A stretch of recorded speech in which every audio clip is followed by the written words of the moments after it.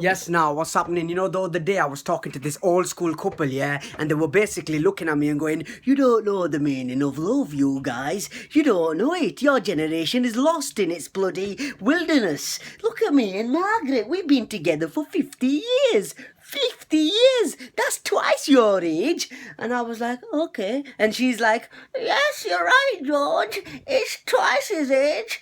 And tell him how it all started, George." And George is like towards me, "It all started with a cup of tea. Do you remember? Do you remember, Margaret? Tell him what happened. Tell this young gentleman what happened." He asked me if I wanted a cup of tea, and I said, "Yes, please, 1 sugar."